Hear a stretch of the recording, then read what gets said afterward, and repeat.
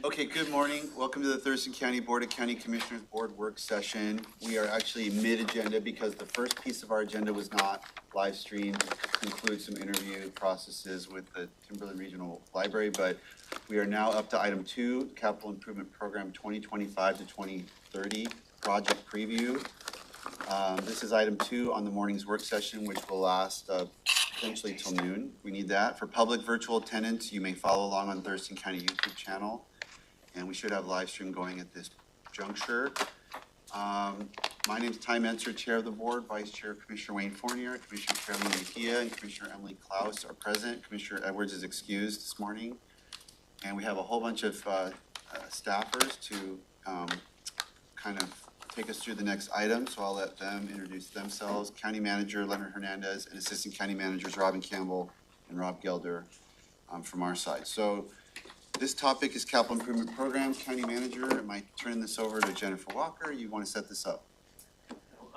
Good morning and welcome. Thanks so much for the chocolates. They've been a big distraction so far.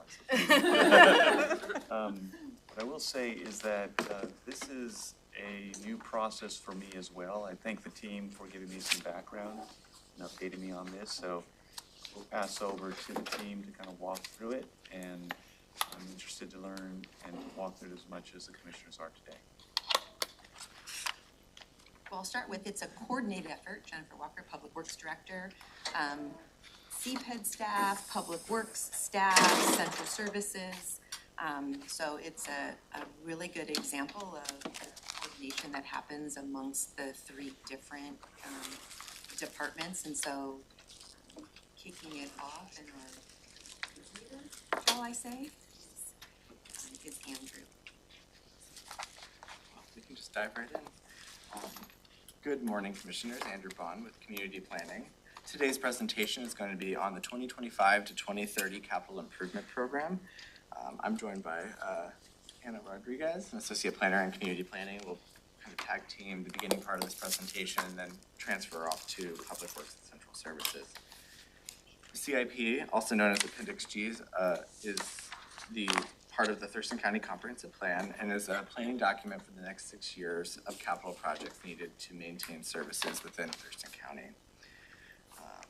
Part of this presentation, we will probably just kind of a background of the project, as well as an overview and kind of a dive into completed projects, ongoing projects, and new projects on the docket, or not docket, sorry, CIP. And then, there we go. So this presentation is broken up into 3 parts. We will kind of give you an overview of what the CIP is and how it's related to the capital facilities element. We'll then dive into the project delivery and then go over the project overview. And this is an excellent time to ask questions on any of the projects that you see within the CIP, as well as provide direction to staff if there's any questions or changes that you see needed for projects. Also, this is informational and there's no action needed today. So here's a general schedule for today. We have time slotted until noon, and then we have additional time in the afternoon, I think around 2:30, to take it back up if we don't complete by then. I'm going to just pass along to Anna. Great. Morning, everyone. Anna Rodriguez, Associate Planner. I've not met any of you yet, so I'm happy to be here. Could you click to the next slide, Andrew? So the Capital Facilities Plan, or the Capital Facilities Element, and the Capital Improvement Program are planned for capital projects, their construction schedule, cost estimates, and proposed methods of financing. The purpose of the Capital Facilities Plan is to use sound fiscal policies to provide adequate public facilities. This is one of the elements, like Andrew mentioned, of Thurston County's comprehensive plan that's required by the Growth Management Act. This 6-year plan for financing capital improvement projects is known as the Capital Improvement Program. Again, it's Appendix G of the comprehensive plan. So this diagram shows what the Capital Improvement Program is like here in Thurston County. Jennifer prefaced it really well. It is a coordinated effort. CPED is the primary coordinator of the CIP process, and we bring together different groups in a collaborative effort to put together the CIP document materials that you're seeing today. So first we have Public Works. They're the primary project creators. They're really big lift on their part. They highlight what projects are needed to meet the services and anticipated services in Thurston County. And then we have Budget. They align things with our forecasts, ensure we have the necessary revenue to meet the necessary expenditures. And then finally, we have Schools and Fire. They're a reference within the Thurston County Comprehensive Plan, and they do have their own specific CIP process under their own jurisdiction. Okay, so what are capital facilities? Capital facilities include things like public infrastructure needed to support new and projected growth, and that includes things like bridges, roads, water, sewer, and the like. Each jurisdiction has the latitude to define a capital facility and identify what facilities are necessary to support development. Jurisdictions can establish the threshold as well as the size and life of the projects listed. Another important piece is with REIT-funded and impact fee-funded projects. Those projects must be included within the capital improvement program facilities element. Must be in terms of if they're not on the CIP, you can't spend REIT or impact improvement fees. Commissioners, what I will say from a new county manager perspective is I'm talking with Josh and Ashley and Robin about the inclusion of our capital needs into the comprehensive plan. I've not seen it done that way before. I understand there's some RCW language that requires some things, and so we're working that through to understand what those things are. And I understand that this has been a conversation in the past. I see staff nodding. So I'm getting up to speed on that from our legal team just to see what the options are as far as approach. But I thought this was a good time just to throw that out there. Please carry on. Thank you. As you mentioned, this is part of the comprehensive plan. We've said it many times, and it reflects a 6-year planning timeframe. So what you're seeing today reflects the years 2025 through 2030. The CIP is updated annually and is consistent with the county budget, and county departments set priorities within each division and identify project costs and funding sources. The CIP does prioritize and describe each of the projects in detail, including graphics, location, project phases, and so on.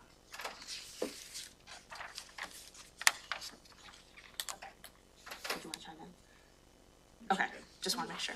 I will, Absolutely, go ahead. because you've heard this before. It's not the budget. The CIP is not the budget. It is a plan, and it includes expenditures, but they're only projections. So this is not your budget, but we are required by law to align our budget with the CIP. This is a shelf that we can have potential projects Yeah, on, and if it ain't on a shelf, It's you a don't plan, and we want it on the shelf because if funding becomes available, you can pull it off the shelf. But So- it is a plan, it's not your budget, so, and the estimates are exactly that. They're estimates, they're our best guess at the time we put it on the plan. They're not refined numbers for the most part. But we do identify about how much we think a total project will cost, and we identify where we think we can get the money. So, like, as our courthouse discussion evolves, you know, this becomes embedded in the comp plan, right? And if something changes in our courthouse discussions, we do have the ability to amend this within the comp plan, but it's not easy, but it can be done, correct? So this can be amended once a year, except you can amend the CIP at the same time as you amend a budget. So if we're processing a budget amendment that impacts the CIP, like if we have REIT money and a project that we had not anticipated, you can adjust the REIT funding in your budget and adjust the CIP at the same time.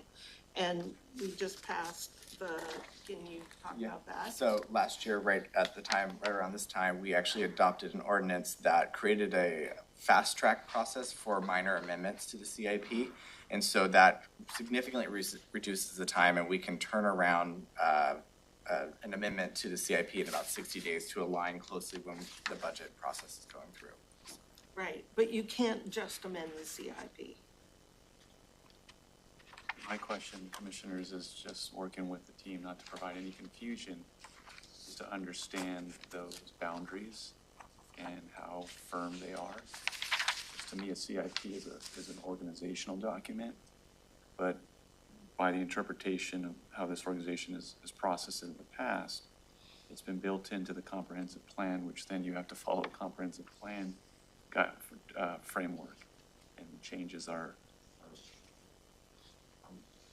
there's a process to make those changes. It doesn't give us the adaptability, so that's what I'm looking at as a new county manager, just to understand. I understand that conversation is taking place. That's what I was alluded to, and so I'm getting up to speed on that. So as this is brought to the planning commission, let's say commissioners are interested in either adding some items on, then that would be the course to take, is let staff know this is kind of a board recommendation, can you bring it to the planning commission to consider? And then it would work its way through the process based on that planning commission recommendation, and then the board review of that recommendation, and then later the adoption with the budget amendment. So, and this is your preview of the entire CIP. This is when the time of year when you get this. And now is your opportunity to weigh in. So if there's projects on here that you're interested in that you don't see, you need to give that direction to staff now. If there are things on here that as a board you do not want to move forward, that you need to tell us to take it off or push it out, or this is your opportunity to weigh in before it's taken to the planning commission. Now, you can do something else in your budget. The budget needs to align, but it's not your budget. And as long as it's not or park impact fees, you can add capital projects to your budget, but in the fall. But this process, now's the time. Perfect. Cool. Awesome. So very timeline, scheduling and such, very similar to last year and years prior. It's July and we're having our work session. Starting in August, the process will really get kickstarted. We'll have a planning commission work session that month. And then in September, we intend to hold a planning commission public hearing and receive a recommendation. And then at that point, it will likely be October, and then we will come back to you all for a briefing and then schedule a public hearing. And then we will align our public hearing and adoption dates with the county budget process so that things take place in December. And then that more or less covers my piece. So I'm happy to pass it off to you, Jennifer. Thank you. So the county, while each of us might deliver different types of projects, our approach to delivering those projects is consistent across facilities and public works and the different systems within public works. So we have a consistent approach to that.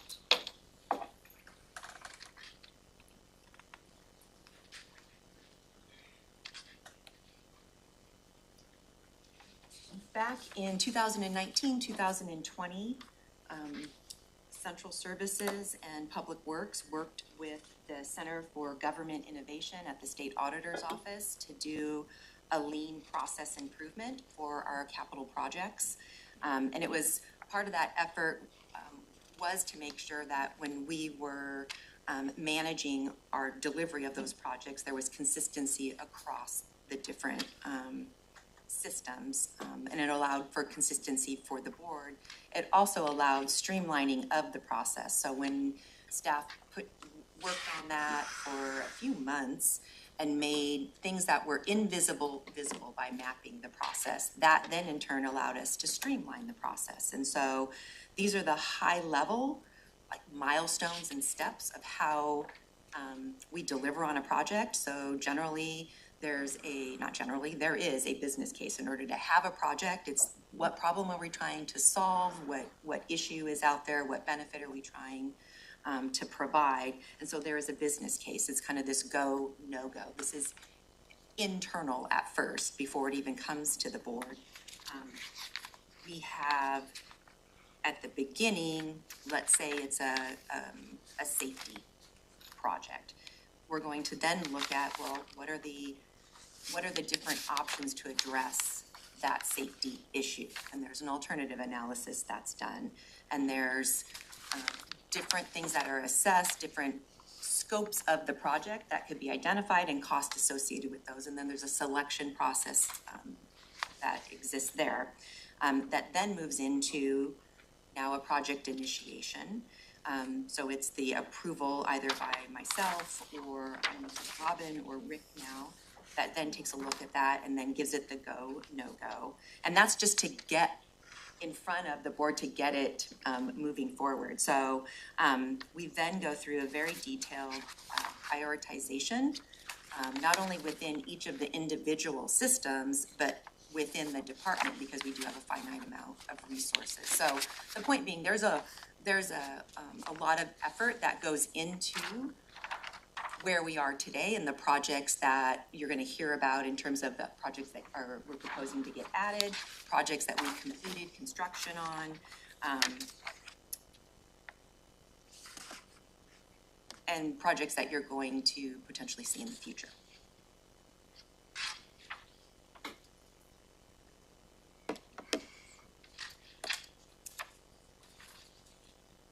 This basically just maps out the high-level process that I just described. So within each of the different departments, we have project delivery manuals. So this is for both facilities and public works, the flow chart and the process that we go through from when it's just the budgeting and administration to what's in the operations budget to then getting on the CIP and the TIP. You will hear about the Transportation Improvement Program. That was scheduled to be presented, I think, July 15th. It's been moved to July 31st, so you'll hear more details about that as well. And so what you're going to hear today, this is you'll see in 2025, we're just under 60 million for capital projects. They're divided up between parks and trails, solid waste, storm and surface water, transportation, water and sewer, and then government facilities. This just graphically illustrates the dollars for those different programs annually. Generally, the first 2 years, as it aligns with the budget, are more accurate numbers, and then the programming out in the last 4 years is, I would say, it's not as fleshed out, obviously, as the first 2 years. Truly in the planning stage. And so now we're going to get into the fun stuff, which is the meat and potatoes of this presentation, is the projects. So we're going to talk about, again, highlights, projects that we've completed last year and completing this year, and then future projects, next year's projects, upcoming projects, I think that's great. And I'm going to excuse myself because we got TC Connect things going on. But if you have questions about the budget, Leonard knows where to find Summer or me. So you got it. We're going to start with Parks and Trails. We don't go first, but we're not afraid to blaze that trail. Good morning, my name is Ed Marson. I'm the Parks Operations and Maintenance Manager. Let's talk about some Parks and Trails CIP projects. As you're aware, there's a lot of community interest in upgrading or adding recreational facilities and opportunities throughout Thurston County. Our CIP projects are designed to complete required infrastructure repairs, add capacity to existing facilities, and reduce maintenance costs, which enables staff to dedicate more focus to other areas of maintenance across the park and trail system. Projects are selected based on system needs, community input, funding availability, and professional judgment. Funding is generally provided by REIT 2 and Park Impact Fee funds, with Park Impact fees only being able to be used to address growth. Next, let's review some of our recently completed projects. The 41st Avenue Trailhead project in the South Bay area provides trail users with a 19 parking stall, ADA stalls included, paved parking lot, and direct safe access to the Chehalis Western Trail. So far in 2024, over 12,000 cars have utilized this trailhead.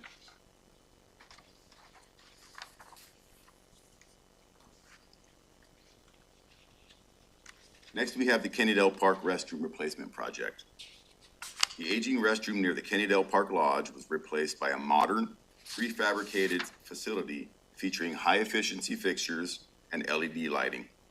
The project marks our first use of a prefabricated restroom, which shortens building time, reduces cost, and allows for much more efficient maintenance performance.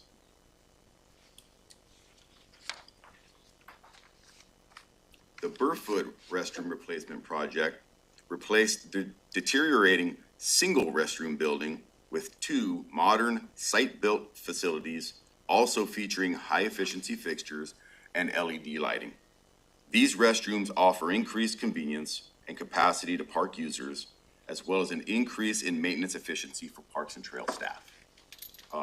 We have gotten a lot of positive feedback from residents on both restroom projects. They've turned out really well, and I think enhanced the parks and the recreational experience for park users. I've also heard a lot of positive feedback from that, so thank you for that. Absolutely. So the Kennydale one looks, to my recollection, looks almost exactly like what Fry Cove looks like. Is that one on the list for replacement as well? It isn't yet, but it's in discussions. Okay. Our final project was completed as part of the board-initiated trail connectivity program. This initial project added 1/4 mile of paved multi-use trail to the Yelm Rainier Tenino Trail, giving residents additional recreational opportunity.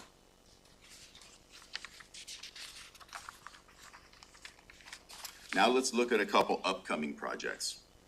The Gate Belmore Trail Corridor will begin development as the second project of the trail connectivity program. This 14-mile trail corridor's initial development phase is expected to start construction in early 2025 and will construct 2.5 miles of new ADA accessible multi-use trail and a new trailhead with 21 paved parking stalls, of which 4 will be ADA, a picnic area, and informational signage. This project will be adjacent to the 1,020-acre Glacial Heritage Preserve just off of Mima Road in southwest Thurston County.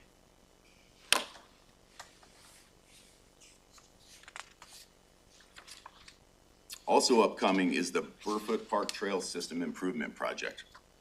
The current condition of this trail system is a byproduct of deferred maintenance, and this project is designed to replace the deteriorating staircases, handrails, footbridges, and retaining walls that provide access to the waters of Butt Inlet.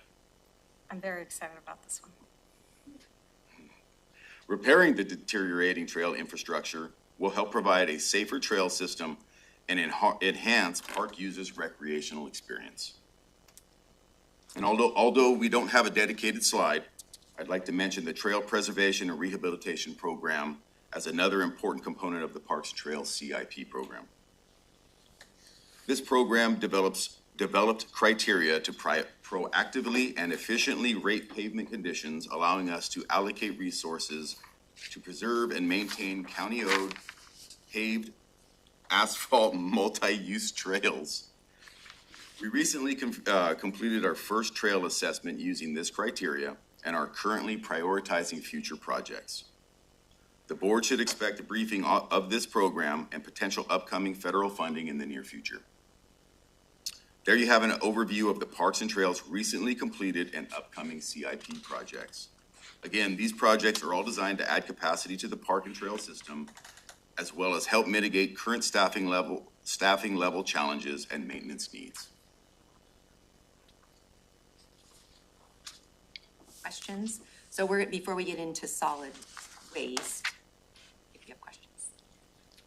Thank you. I guess my questions are any, TRPC is talking about their having a trail program, and using those funds instead of for roads that are very needed for trails. And so which of these projects, right, is there, or are there additional projects that we need to add to the CIP at this moment to be able to submit those projects that maybe are not on this list? Or are all the projects that we're going to submit already on here?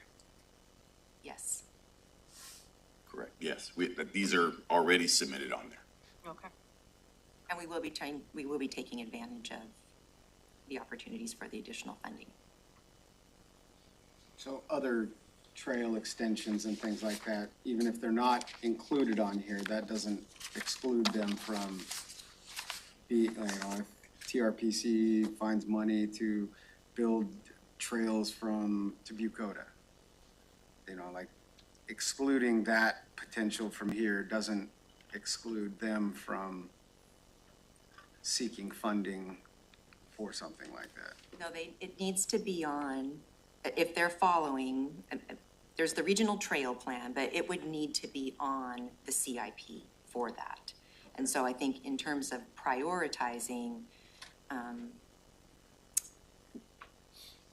prior direction was prioritizing the Gate Belmore Trail. Sure. Because we had submitted for federal money and were not successful, but got some feedback on how we could be successful, which is why we're taking some of the funds that the board created, the refunds that the board created for the trail connectivity program to do the phase, to do this portion, and then be able to add on. This will give a good nexus to then make us, I think, more competitive for federal money.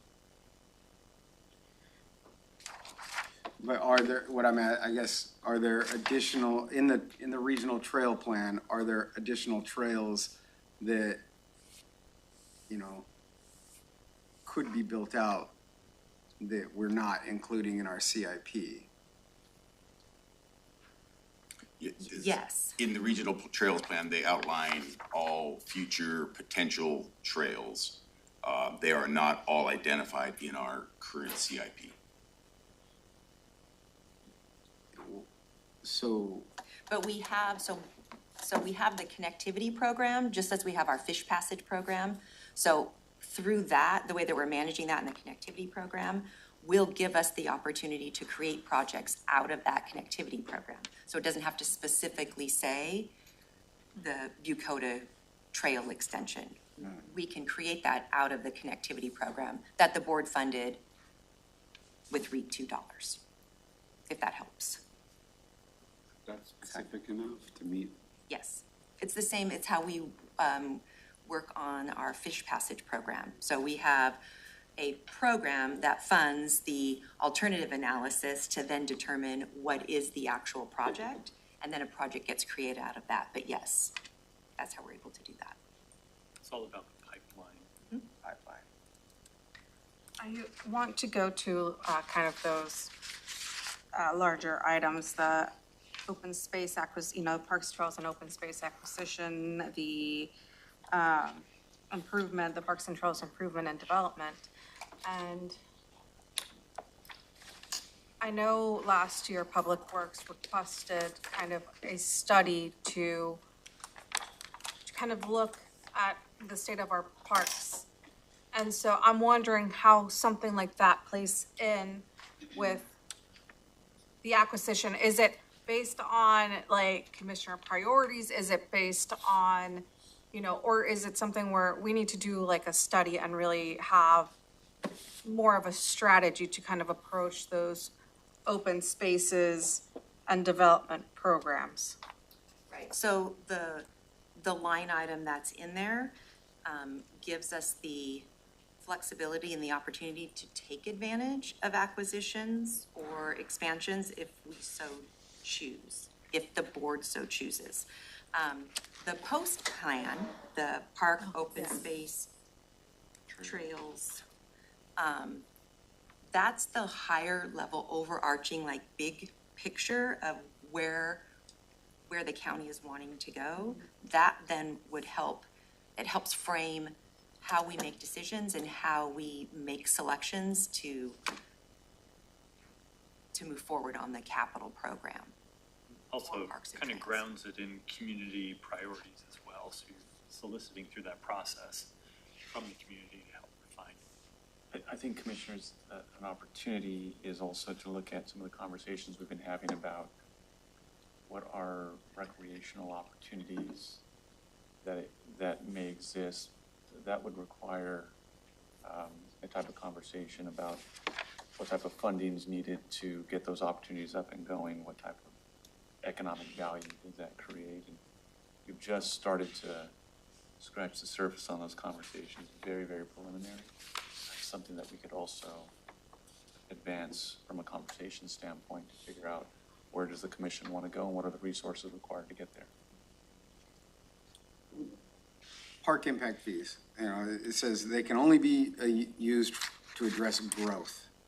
What exactly does that mean? Growth of the county, growth of a park, population growth? Population growth, so that idea that growth has to pay for growth. So if you have we have existing systems, we have existing parks, and so one of the strategies we took because of wanting to have a good level of service, of maintaining what we have, is to add capacity to our existing infrastructure. So Ed outlined a couple of restrooms that were done. Well, we were able to use park impact fees And that's for those addressing growth.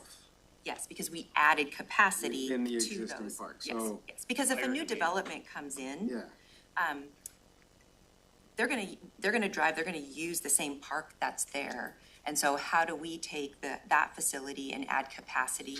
A way to do that is we added more restrooms. So and that's so how. like adding a swing set in a playground is, by that same logic, is addressing growth, because you're creating more recreational opportunities, just like you're creating additional toilets for. I think there would be a way to work through that, yes. It's just not replacing. It's just like You can't do maintenance. It's almost like the non-supplant argument in a way. It's like you can't just take the impact fees and backfill your budget for what you're already doing. It has to create something new. Like, we want to put more sheriff deputies on the road. We want to put more capacity for, I would think swing set would fit for the same reason. But you can't just replace the old broken down swing set. Correct. Because if you think about where those dollars come from, they're from new development. So every single family resident that, house that's built, the builder is paying that park impact fee. And so. Passing it on to those home buyers. Well, sure. Maybe. I think it's probably factored in, when they're looking at developing. Let me pencil that out, so. But I think that there's opportunity for, Jennifer and I to connect and, again, still being fairly new, being brought up to speed. And again, what are the parameters that we're working with so that we can have conversations with the board about what are opportunities. And in that conversation about opportunities, holding in tension opportunities versus our current capacity to maintain opportunities. And how I remember the great presentation you made several weeks back, that we have a small but mighty team. It's doing quite a bit, but there's a lot more to be done. And so that's, I think, a bigger conversation we can have. I think why this is important is because since, again, this CIP plan is part of the comp plan, it's like we're building that shelf.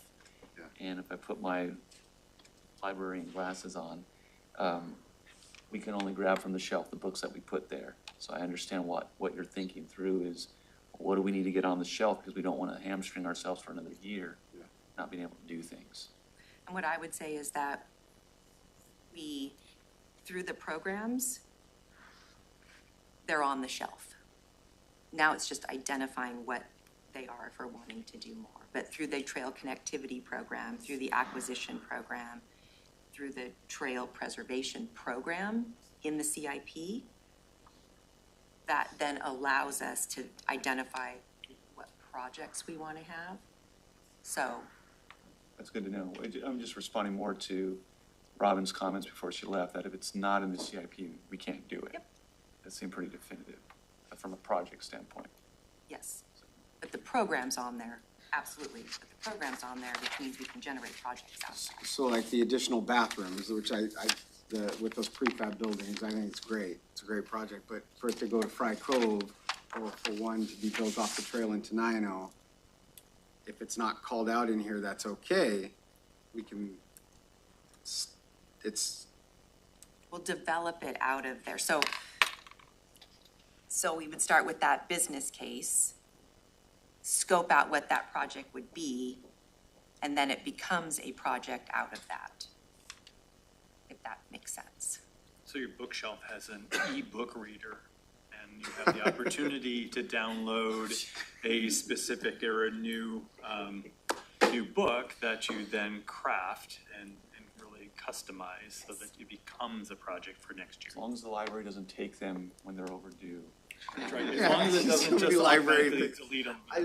yeah, And that was- I'm like, I hear a lot of, well, the door's closed on that idea because it's not this, it's not that. But now it could be, you know, like. Are you hearing that from me? No. Okay, I'm just, No. want clarification. And I would also say that for park impact fees, they can't pay the whole, Yeah. they can't contribute to they can contribute to the project, they can't fund the entire project. So there has to be other money coming from, but I think there's an opportunity for us to do a couple things. Bring some alignment to understanding to what's the process by things flow. I'm really enjoying what Jennifer's saying and what Rob's illustration, it struck a chord in my heart about the ability for us to, by program, foster different projects. So there's, I think, some alignment in the process and how it happens. But also, Jennifer and her team have been very open to, let's talk about possibilities, understanding that the framework has to be, what are the resources to maintain those possibilities? That being said, I think it's an exciting conversation that the commission can weigh in from a policy level on where do we want parks to develop and grow. Isn't this exactly the same as like you made reference to acquisition, and so like, we bought a couple of pieces of property that we didn't know we were even available to buy, and it was because on the bookshelf it says, Thurston County is gonna study acquisition of real estate or whatever, and then as we study and something becomes available, then we were told that was the lever by which we could then expend, potentially REIT funds on it. Like when we purchased, that came up with the Mottman complex for the ballot processing center. And, hey, this is available. Well, we didn't know it was available when we did the CIP last fall. It was in the spring it became available, but we have a programmatic piece that's related to acquisition of land or buildings for capital facilities. I can't speak to that. I can speak to You said the acquisition. What were you program, saying? right, that's Parks and Trails. So there's a line item on the CIP for the program to take advantage for Parks and Trails, yes. Same thing, right? If you had a piece of property come available, you didn't know it was available? Yes, as it aligns to the other plans that the county might have in place, but yes. So would you like suggestions now or at the end? Let's do it at the end so we can get through them, if that works for you. That's fine. So Ed, if you want to have a seat but stick around. Thank you all. Thank you, You, Jennifer.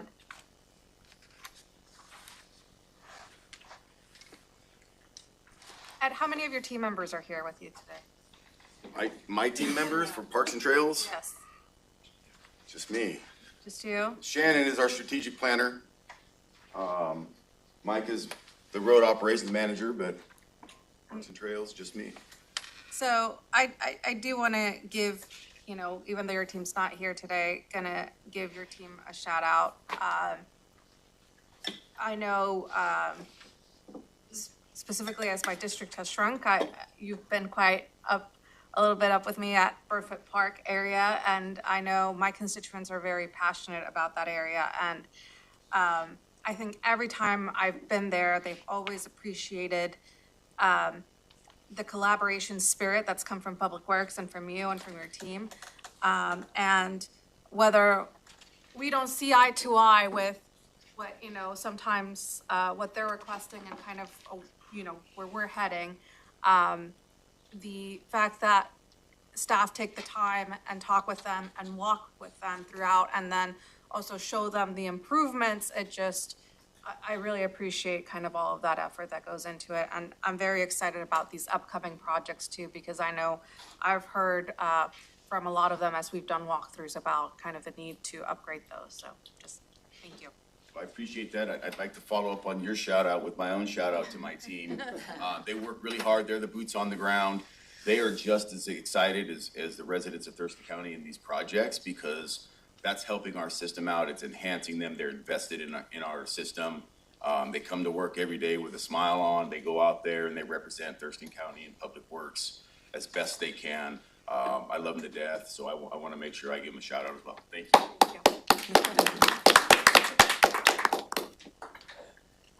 Okay, Jeff, solid waste. Good morning, I'm Jeff Bickford, Solid Waste Manager. And let's look at it. I'm going to talk briefly about some of our completed and upcoming solid waste projects. And generally speaking, our projects are designed to provide efficient, reliable, and affordable solid waste collection, handling, recycling, composting, and other disposal options, as well as making sure that we try to improve public and employee safety and security, address current and future operational needs, and obviously address capacity and county growth, as well as meeting legal and regulatory requirements, particularly as they are environmentally oriented. The first of our completed projects I want to talk about is our pump system upgrades and improvements, which is just completing. As you know, you may not know, the work Waste and Recovery Center in Lacey has dozens of pumps that operate our various systems that operate there.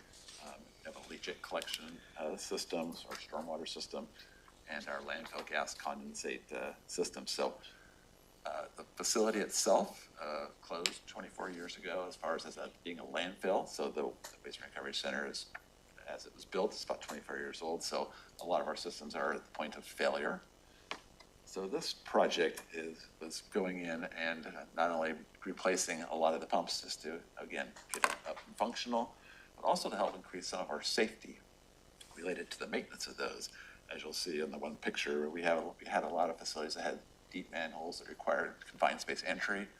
So besides just upgrading the infrastructure itself, as far as the pumps, is we were able to shallow those out so we don't have to send people down manholes, which is inherently dangerous, and we prefer not to do that as much as possible. Additionally, another key piece of this project was automating it where it's now tied into our SCADA system, which we just recently, in the last couple of years, updated, which allows our staff that does the monitoring and controlling of valves and be able to do that remotely through the SCADA system, so they can be at their desktop or at home and do that from a laptop. So definitely increased our functionality of being able to do that. So again, we're upgrading our infrastructure and as well as our ability to manage the systems. The other completed project I'm going to talk about today is our Rainier and Rochester, the two Dropbox sites of portable mini offices, break rooms.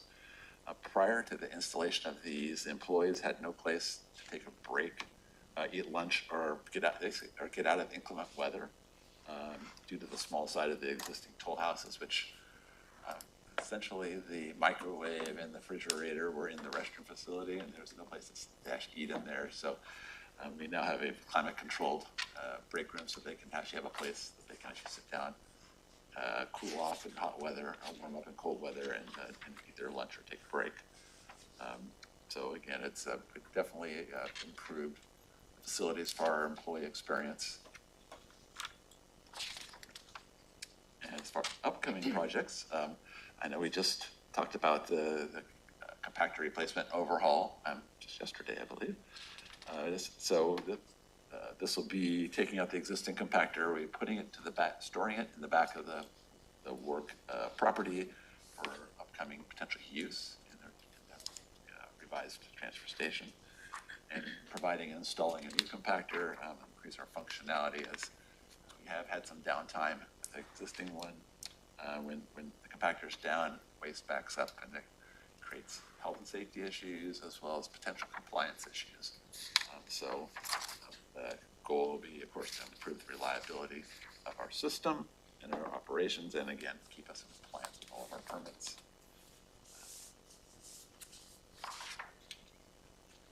The next item, again, I know we've discussed this previously.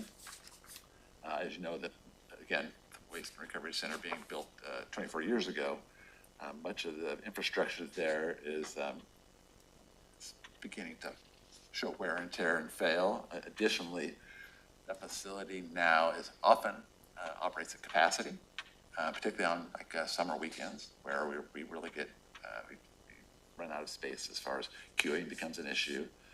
I'm sorry, I'm talking about the wrong one. So basically what this is it's providing the resources to replace and upgrade infrastructure as needed. So this is kind of like what we're talking about as an operational piece where as projects are identified that need to be happened, because that's an old facility, things break down surprisingly or suddenly from time to time. This particular item would be to perform those replacements, upgrades as are needed for our basic facilities out there. And the next one is of a similar nature. The previous item that provides for necessary upgrades and replacements for facility infrastructure specifically related to security, technology, and electrical improvements. Again, it relates to the aging of that facility. And again, for example, our security system is starting to fail as it's based on old land phone lines, which are starting to fail. So we'd be looking at upgrading that to be through Wi-Fi and over the air. So this covers numerous projects as they come up. Work site reconfiguration. So again, we have this facility. Again, I hate to keep stressing this facility is getting old and needs work.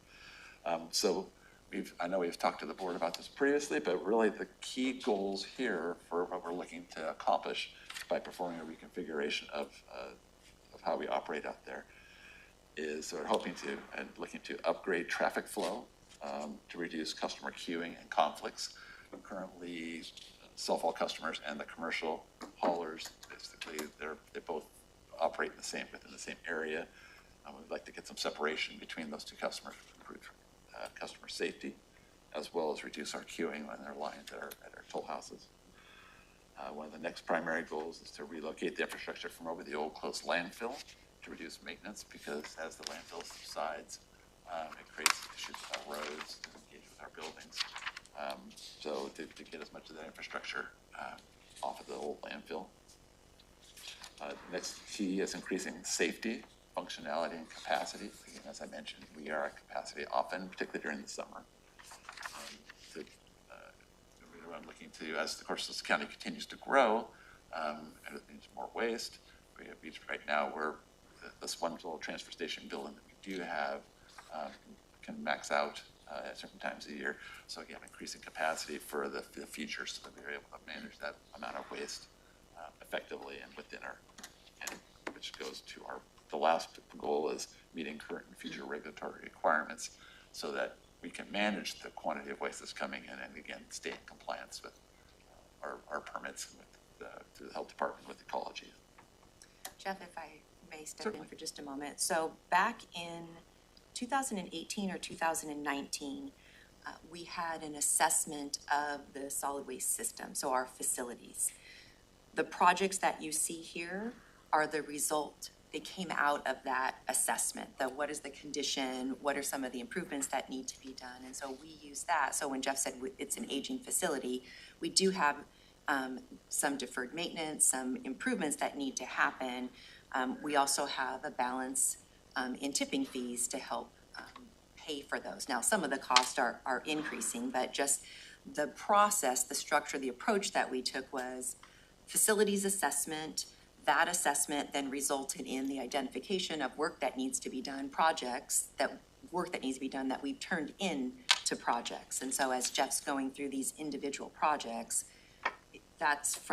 this is a six-year effort, 7-year effort, so in managing this type of a project. Yeah, it was a study that performed by HDR, and it was 2019, that looked at all of our facilities, and that, along that line, that ties in also with the next one, the potential South County Transfer Station. In that study, again, they looked at some of the deficiencies of the Rainier and Rochester drop box facilities, and is there opportunity to expand those or improve functionality? Again, those two sites are small, 5 to 7 acres apiece, and again, they're very frequently at capacity with long lines, and additionally, they're also fairly limited in the amount of services that they provide. It's very basic, a basic recycling center, as well as, again, all we take is just waste there. There's not the opportunity for organics to be collected separately, and there's numerous items, recyclable items, that we're not able to accept, again, due to the lack of space. So the initial concept that came out of that report was, again, I know we've discussed this before, but was to look at improving these two facilities initially, but in the pre-design phase, the cost for that was substantial. And that's when it was decided to look at, well, instead of dropping a lot of money into this, that would improve the facilities, but not necessarily the total capacity. With the South County Transfer Station makes sense. So we've had, again, it's a report that looked at that, a siting study that we shared with the board back in, I believe it was in April, with a couple of preferred sites. We're looking at those and kind of honing that down to come up with a recommended preferred site. But really the key benefits for moving forward with something like this, again, would be to improve the customer experience, improve our capacity, and provide additional opportunities and services to our customers. And that's the last item. I'm going to answer any questions.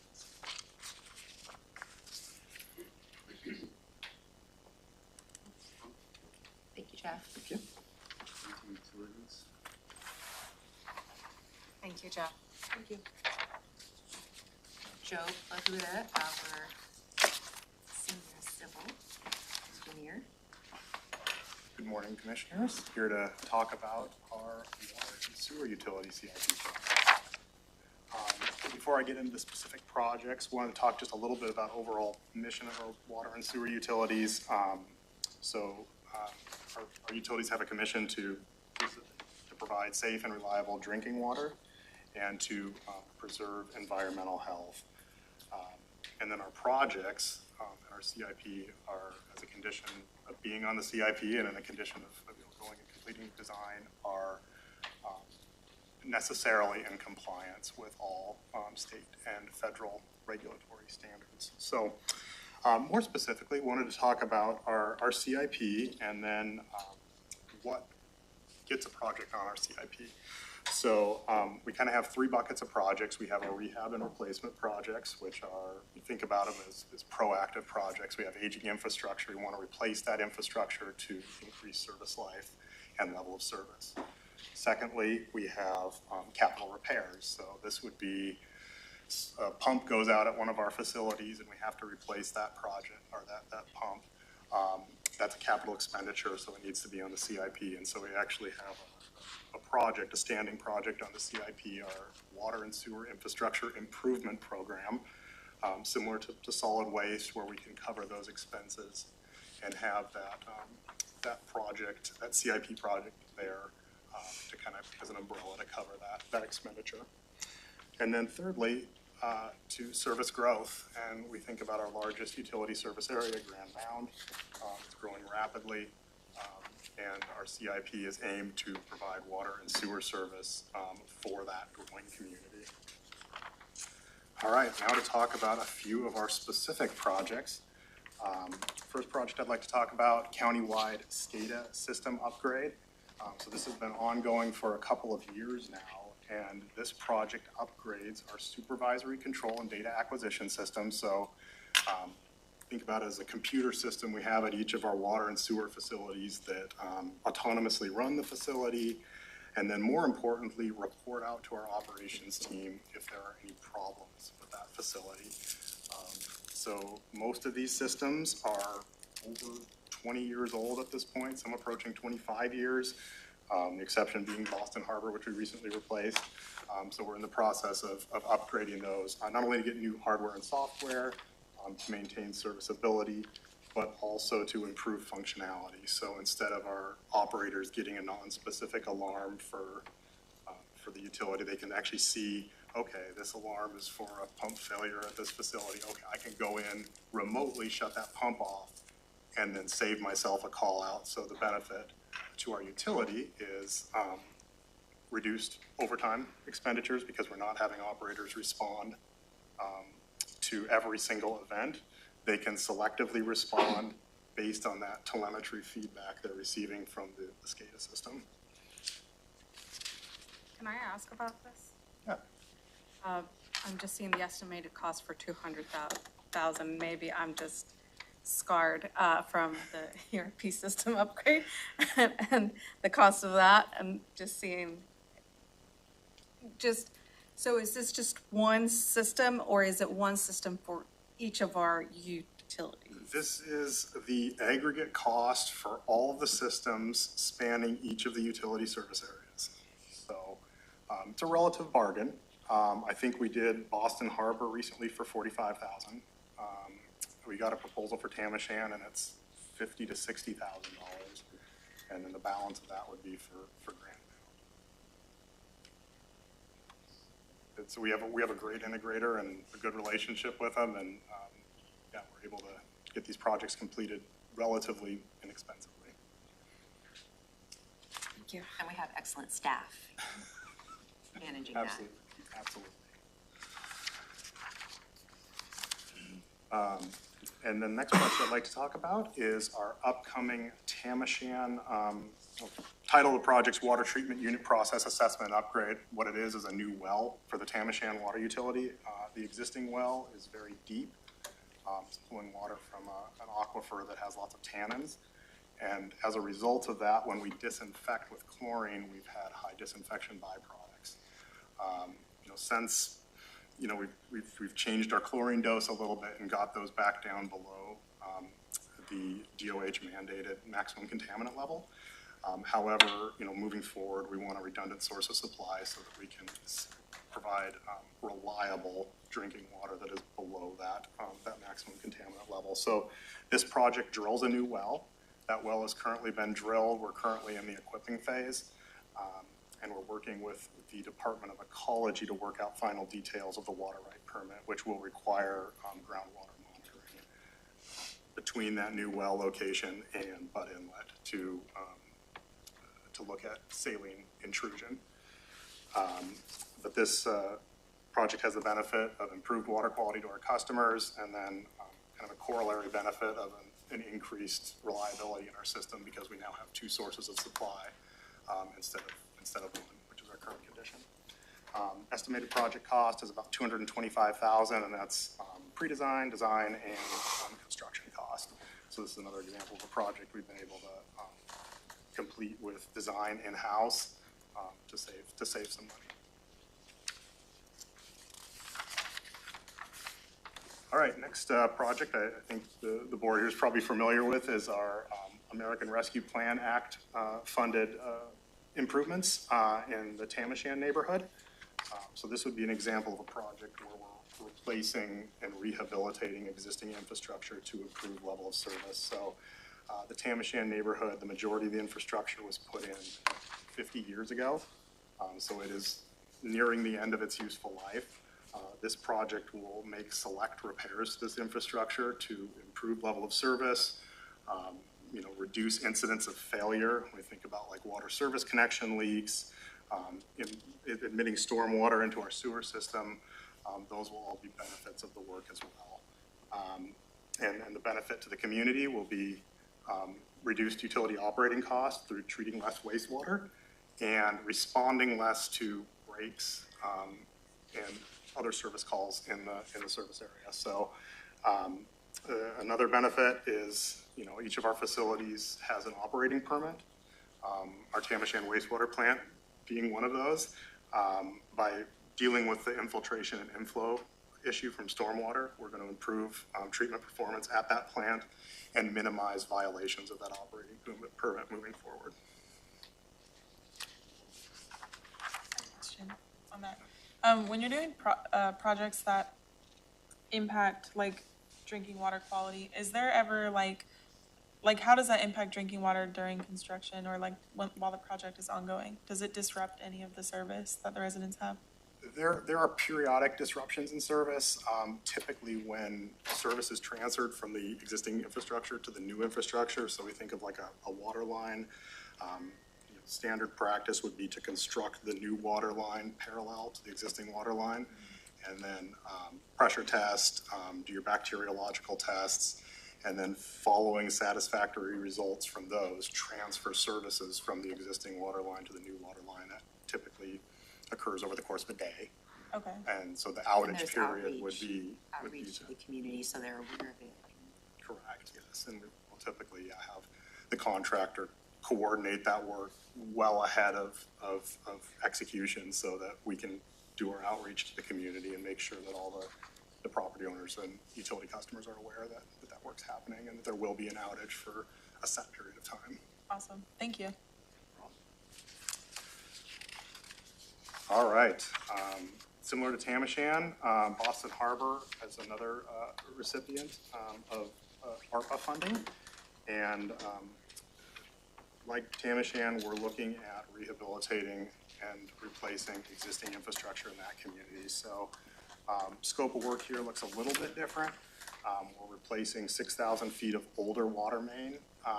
So this water main is pre-1989, so honestly, we don't know the age of it. It's probably put in back in the 70s and early 80s. And so we'll be replacing that with newer C900s. So that's the current American Water Works Association spec for water main, bringing that system up to standard and again, reducing incidents of leaks and service calls in that community. On the sewer side, we're looking at rehabilitating the existing septic tank effluent pumping systems. So these are the individual septic tanks that are in each customer's yard. And what we're going to be doing with that work is one, minimizing infiltration and inflow of stormwater into that system. Again, having the benefit of reducing plant operating costs and minimizing risk of violating our operating permits. And then two, we're going to be improving access to those tanks as well, which will have an operational benefit as our operators respond to maintenance calls on those assets.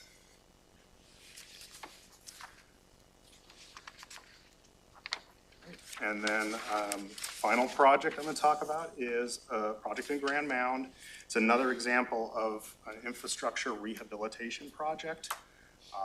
And it's rebuilding and recoding the clarifiers. This is a piece of equipment at our Grand Mound wastewater treatment plant. The goal of this work is to provide reliable, redundant capacity for the plant with regard to this particular piece of equipment. So it's been a standing item on our CIP for a number of years now. And recently we rescheduled the work to occur at the same time as an upcoming wastewater treatment plant upgrade. I didn't highlight that project on the slides here, but that will be an upgrade of the plant to serve growth in the Grand Mound community. So we'll be able to get this work done at the same time and potentially at a cost savings as well, since we'll have a contractor on site already to do that work. Questions? John? Okay. All right. Thank you, Joe. All right. Thank you. Thank you, Joe. So before we start stormwater, we need a break. Board's been in session since 9, so let's take 10. Very good. We'll kick off with stormwater at 10:55. Stretch. Get antsy.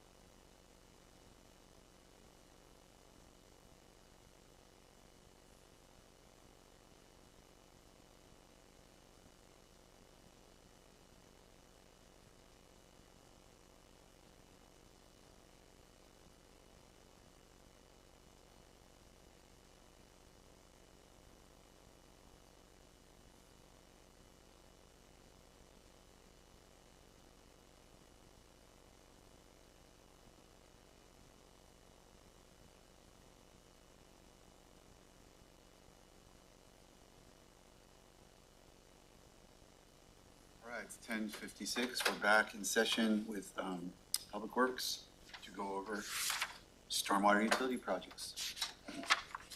And our CIP review. Let me, I cannot see, so let me put it in presentation.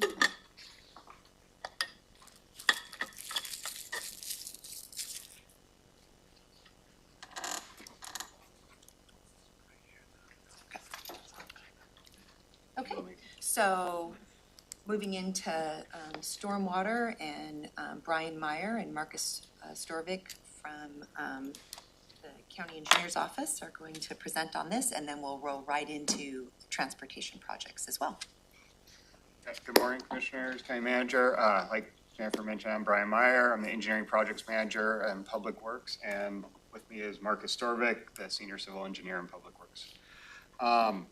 So we're going to be presenting stormwater projects. We're pitch hitting for Tim Wilson today. The stormwater projects are primarily designed to reduce localized flooding and improve water quality within Thurston County. The utility is becoming more proactive in identifying and replacing this infrastructure as it approaches the end of its useful life. So a lot of this infrastructure has been put in the 70s and 80s. So we're going through identifying kind of the old assets and kind of figuring out which ones need to be replaced, which water quality improvements we can do, and planning out kind of a future pipeline of projects. In most cases, the projects are selected to meet state and federal requirements where we can. Improvements are good. If we can get an improvement, we're going to get an improvement. We want to get best improvements we can, but in some places with tight areas that we're working around, we're looking just to get improvements with this water quality. The projects are primarily funded by the storm and surface water utility rates. We also have had success in leveraging those utility rates for ecology funding to kind of stretch those dollars out as much as we can. So the first project we're going to start with is US 101 at Schneider Creek. This project is designed to improve water quality through the collection and treatment of runoff from US 101, which is currently draining directly into Schneider Creek. The project will consist of constructing vegetated filter strips and bioinfiltration swales to provide this treatment. The total project cost is $1.4 million and is paid by using stormwater fees paid by WashDOT. So Washington State Department of Transportation is required to pay the same fees as private properties. So they pay the fees. These go towards this project. We've done a project on Madrona Beach a few years back that was paid for by WashDOT. So, and this helps facilitate the treating and runoff off of their right of way. Is the blue down the middle, is that Schneider Creek? Yes, yeah. So yeah, you can kind of see where Schneider Creek runs, just right through here. And so we're treating this in the median here. We're going to be treating the water before it hits into that Schneider Creek. Okay, and so what's the schedule? How much disruption will be involved, if any, for that project? Traffic-wise? Yeah, like. Go ahead, you've been, That's a Marcus huge, has been working with. obviously, that's a huge thoroughfare through to Grace Harbor County and right through my district. So. Absolutely, and there's actually a WashDOT Fish Passage project starting construction this fall too. So the schedule would be that we would most likely try to close one lane at a time sometime early next year when construction starts to avoid multiple disruptions along with the state project. There is work to be done in the median and the shoulder, so being able to close one lane at a time to do different phases of that work will be necessary. We have evaluated detour options, and we came up with the best plan with the state is to do a lane closure at a time. Okay. Thank you. The next project we're going to cover is Woodard Creek Retrofit Site 4. This project was identified in 2014 as part of a Woodard Creek retrofit study. This is the last project that came out of that study. So we've done, over the last 8 years, we've done 3 other projects that affect Woodard Creek. This project will improve water quality by reducing bacteria along 46th Avenue and Lemon Road Northeast and alleviate localized flooding along Lemon Road. The total project cost is $2.3 million and is planned for construction in 2026. This next project is Meadow Subdivision Pond Retrofit. This project will retrofit existing ponds in the Meadows subdivision that were built in the early 1980s. The project will be regrading the site and replacing inlet and outlet flow control structures, and pipes to meet current water quality, treatment, and flow control requirements. The system discharges to Little McAllister Creek, where high flow of untreated stormwater has been degrading both Little McAllister and McAllister Creek. The total project cost is $1.8 million and is funded with an ecology grant that is covering 75% of the project, and the remaining budget is coming from the storm and surface water utilities. And this project is also going to construction in 2026. What if Lacey annexes that area? Hopefully they do it before we do the project. No, Right? I mean, we run across that in a lot of our projects, especially transportation, where we have the plan moving forward with these projects. If they end up annexing it, that's what happens. We work with them on these projects, so. And it is covered 75% grant, and Yeah, I with think the we grant. also look at, like, bigger picture is service to the community and the water quality for our transportation safety. And these residents, they do pay the storm and surface water utilities, and that's it's for water quality improvements. Good answers. This next one is Little Rock area stormwater retrofit. This project's intended to improve the water quality prior to discharging to Black River. This will be done by constructing about approximately 1,100 feet of bioinfiltration swales to treat that runoff. The total project cost is $720,000 and expected to go to construction in 2027. And this last project for stormwater is the Sherwood Firs stormwater retrofit. So this is off Stillicum Road, close by Nisqually Middle School. This project is intended to rehabilitate an aging stormwater drainage system that was constructed in the 1970s. The project's to alleviate localized flooding that the neighborhood has been experiencing. So there are some dry wells in this neighborhood that when they were installed in the 70s, they were functioning, draining the water. Now they've kind of silted up and creating flooding issues in this neighborhood. Project cost is $810,000 and expected for construction in 2027.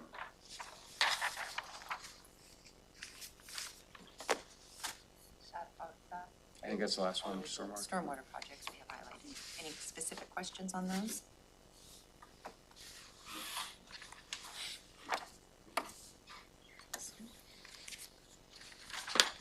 This isn't that roundabout everybody's publicly commenting on, is it?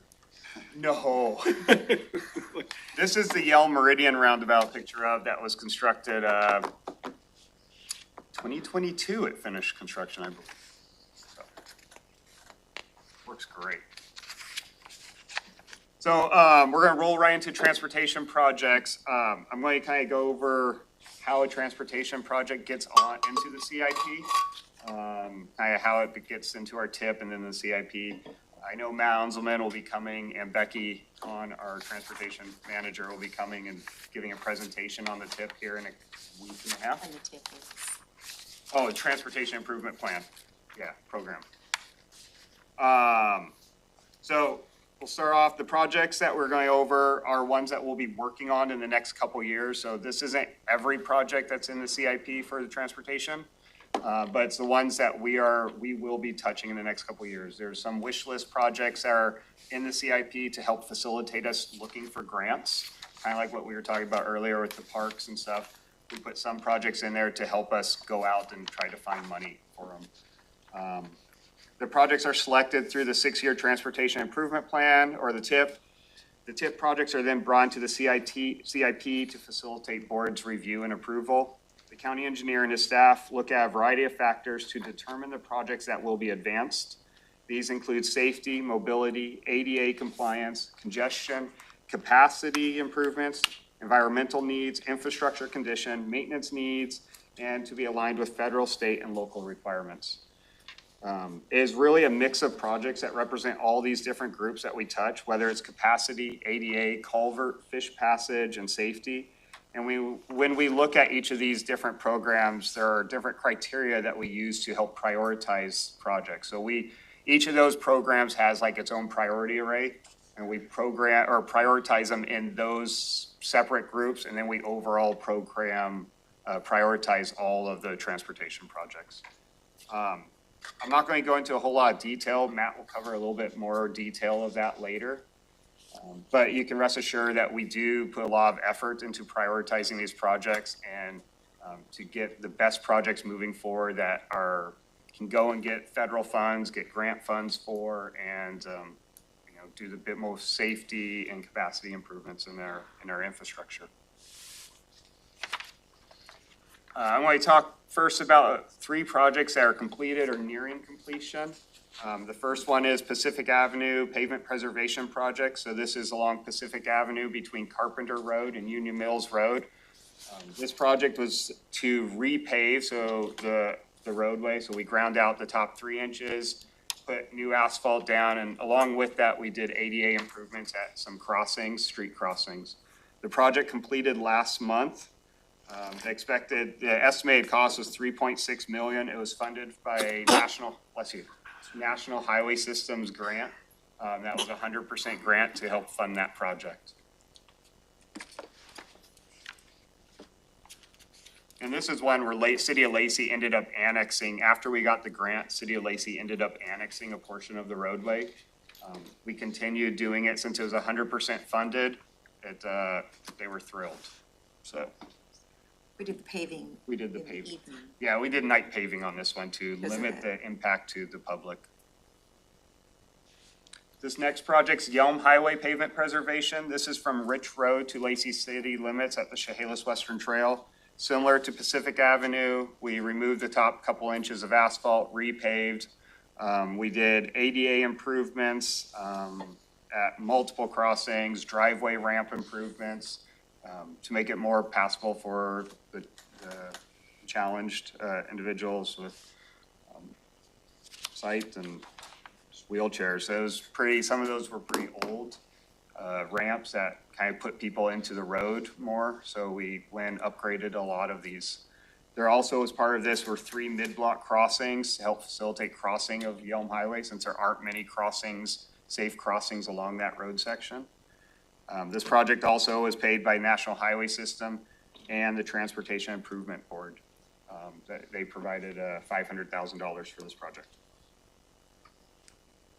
And this one's finishing probably in September.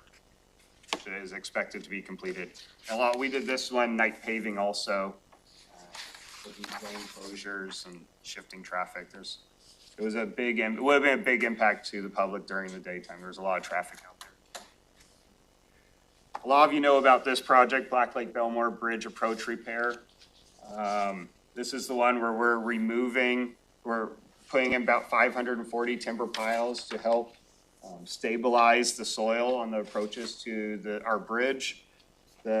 We've put in about half the piles so far. They've completed one side. They're now pile driving on the other side with these timber piles. Total project cost is $3.8 million. It's funded by County Road Fund and Real Estate Excise Tax. It's going really well. So I don't know if you guys haven't had a chance yet. We can try to get you guys out there, take a look at before they get too much further along. So, it's a fun project. We have a cool video. Did we share that? I don't know where it is. Posted. Is it posted? Yeah. Yeah, we have a pretty cool video that was taken of the pile driving and stuff. Can we, Aerial video. I see it, yeah. So now we're going to get into some upcoming projects. These are ones that are going to construction later this year or next year. First one being Marvin Road Upgrade Phase 2. This is actually Marvin Road and Mullen Road intersection. It's going to be a single lane roundabout. It's to improve capacity here. This is one of our Marvin Road concurrency intersections that were triggered back in 2016, 2015, where we had to do concurrency improvements to improve the level of service at that intersection. The developers going to be building this and paying for the construction of this. And expected to get to construction in 2025. Staying on Marvin Road, the next one's Marvin Road Upgrade Phase 1. This is from 22nd Avenue to Union Mills. This project will be putting a roundabout, single lane roundabout at the 19th Avenue in Marvin, and also doing access control at Union Mills and Marvin Road. So restricting left turns and help people circulate around the roundabout and then go up the road. So kind of preventing impact. Left turns is kind of a point where we have a lot more crashes. So taking those people and having them go around that roundabout, that'll be just to the south of them. We'll also be doing illumination, new signs, and drainage improvements. So we'll be putting infiltrations, ponds out there. The project was just recently awarded to our contractor. They're going to be getting started this fall. The estimated total cost was $11.4 million. It was funded with a combination of $3.7 million from Transportation Improvement Board grant, $3.7 million from the developer through a concurrency program, $2 million from the Transportation Impact Fee Program, $1.5 million from City of Lacey, and then the remaining's from the County Road Fund.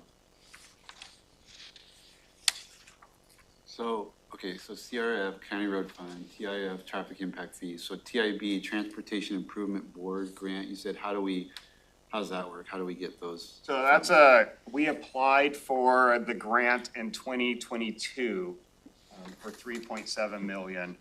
And we applied for a construction-only grant from them. So it's a competitive process for those grants. Is it state money or? Yeah, it's state funds. So it's just another project, funding source that we look at to what projects fit their criteria best. We tried to have one or two projects that have grant funding at a time. So we're always trying to position ourselves for that type of funding. Thank you. How much is the county's responsibility after all of those funding sources? You might have said that already. I think it was around $300,000 is coming from the county road fund. Okay, thank you. Yep. So next, Johnson Point, Hawks Prairie Road intersection improvement. This is another single lane roundabout being installed at the intersection of Johnson Point and Hawks Prairie Road. It'll be fixing some capacity and safety issues. We've had multiple accidents. It's one of our higher crash rates in the county for an intersection.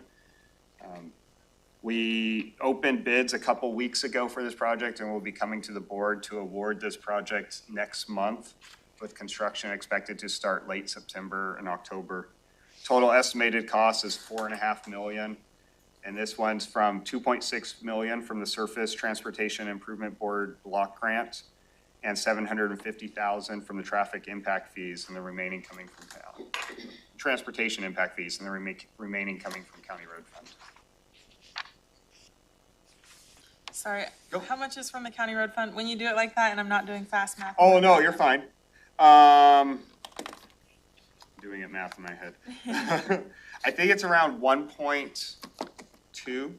Okay. I also had a question about this one because I had a constituent reach out to me recently, and this is kind of unrelated to the project, but the same area, like with concerns about the speed limit out there. And I'm just wondering, like, you said this is one of the higher crash rate intersections in the county. Are there any other plans to improve safety in that area? Like, is it time for a conversation about the speed limit out there or not quite? What, if there's a concern about speed limit, we can have traffic look into it. So it's always an opportunity to take a look at that. So if you're getting that feedback, we can look in that area if you have. Okay. Yeah, and our traffic department gets calls like that, and they go out and will do studies on the road to analyze the traffic patterns and the speeds out there, and work with property owners on what's happening and what we're seeing. I just realized we haven't done, since they've been on the board, a traffic speed limit revision, so. Oh, really? Yeah, so that's, based on those studies that they do, then they collect them all, they do the studies, and they bring kind of like a set of them back. And just based on the results of kind of what they do out there is, you know, do they recommend increasing, decreasing, or leaving as is? When do you usually do? I think October. Later in the year. Later Yeah, in the year, fall I was, usually. yeah. And there is a plan, I know there were some roads that they were looking at earlier this year, so I expect them to be having a briefing to talk about those. Yeah, I was pretty amazed to learn that you guys will just, constituent requires, you'll take a look at it. I mean, it's pretty, like, I think it's pretty awesome, like, direct, responsive government, local government. So tell your constituent, yeah, send that, find out from Jennifer where to send that information, and they will go out and study the traffic, like, data, and tell you whether it's warranted or not. So it's pretty cool Yeah, that's really cool. that we have that capacity to. I should have expected that from Public Works, that you just do it quick, because you guys are awesome. Thank you for that info, I'll let them know. You're welcome. The next project is a Little Rock and 113th Avenue Bridge and Intersection Approach improvement. This project will replace a bridge that's similar in design to the L4 bridge that we replaced in 2014. We suspect that this bridge, like L4, was constructed without any steel reinforcements in the abutments. So leaving this bridge susceptible to cracking. It has been a high priority for Public Works to replace this bridge since that time. Along with the bridge construction, we'll be constructing left turn lanes from Little Rock Road onto 113th Avenue. We will be including signing, lighting, and drainage improvements. Staff is planning to advertise this project later this fall, with construction taking place in 2025. The total project cost is $3 million and is funded by $1.8 million from the Surface Transportation and Improvement Board block grant. There's some traffic impact fees in this, the transportation impact fees and county road fund. I'm not sure about the split on county road fund and transportation impact fees. So. That's okay. Thank you.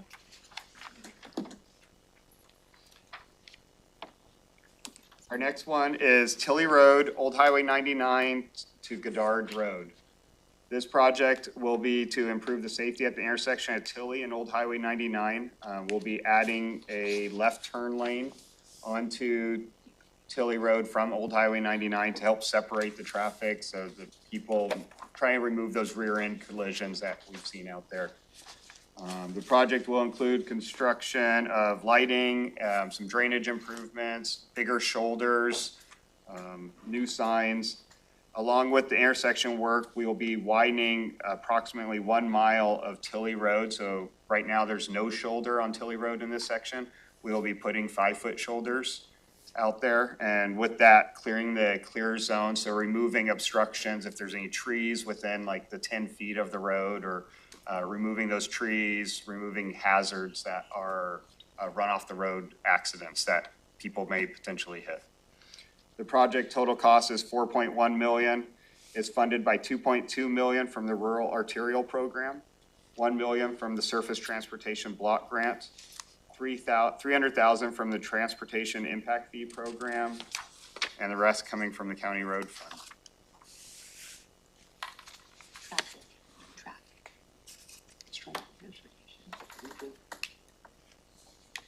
I'm doing the math right now. Are you doing the math on that? Oh. Go ahead, you can. Okay. This project is 183rd Avenue Phase 1. This is another project where we'll be widening the road. So currently there's 0 to 1 foot shoulders. It's an arterial road in this area of the county. We like to have shoulders. It makes it safer for pedestrians getting the mail, people riding bikes. Also gives if someone drifts, they can drift into that shoulder without dropping off the road. So we're putting in 5-foot shoulders. We're going to be doing some drainage improvements, some infiltration swales. Construction is planned for 2025. It's funded with a grant of $2.1 million from the Rural Arterial Program. The remaining coming from the County Road Fund. Didn't we do on this stretch like a few years ago, like a pavement So- project and it didn't go very well, it had to be redone and. Right now, we're doing a. Yeah, so right now they're doing, Chip seal. further east from Sargent. Was it right now, or did they do it last year? Right now, there's signs all over. Oh, that- so That they were specific going piece of road. go from Sargent to US 12, or to Old Highway 99 on the other side. They're gonna redo that section of trail, or Is- road. Yeah, maybe that's the piece that I'm remembering, because I remember somebody told me, you gotta go, like, this was like when I first got on the board, and it It's was pretty like, rough right now. you gotta be on they just did some patching or something, and it was coming up, and it was like, you gotta go look at that, and so I remember driving it, and it was, and it might have, I can't remember which side of Which Sergeant side? Road, I remember using Sergeant Road to access whatever piece so it's one of those two pieces you're talking about. Yeah. And it was like, So this road's been a high priority for the pavement preservation group for a few years, for years now. We were able to get the grant to fund the one section of it to go and widen the shoulders. And then our pavement preservation team was going out to fix the other half of it, so.